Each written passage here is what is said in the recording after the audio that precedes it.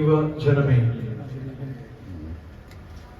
നമ്മുടെ കർത്താവായ യേശു തമ്പുരാന്റെ ദൈവാലയ പ്രവേശനത്തിന്റെ പെരുന്നാളായ മയിൽത്തോ പെരുന്നാളായിട്ടോ ഇന്ന് പരിശുദ്ധ സഭ കൊണ്ടാടുകയാണ്.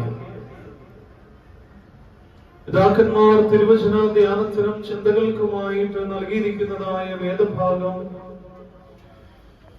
അറിയിപ്പുകാരനായ ലൂക്കോസിന്റെ സുവിശേഷം 2-ാം അധ്യായം അതിന്റെ 36 മുതൽ 40 വരെയുള്ളതായ വേദഭാഗമാണ് ഇന്നത്തെ ധ്യാന ചിന്തകൾക്കായിട്ട് പിതാക്കന്മാർ ക്രമീകരിച്ചിരിക്കുന്നത്.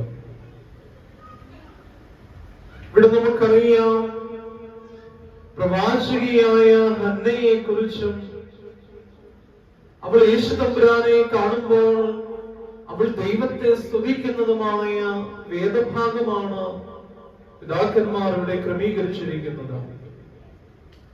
പ്രത്യേകിച്ച് ആയിൽത്തോ പെരുന്നാളിന്റേതായ ദിവസം ഈ വേദഭാഗം മാത്രമല്ല, 2-ാം അധ്യായം അതിന്റെ 25 മുതലുള്ളതായ വേദഭാഗങ്ങൾ പരിശോധിക്കുവാനും ധ്യാനിക്കുവാനും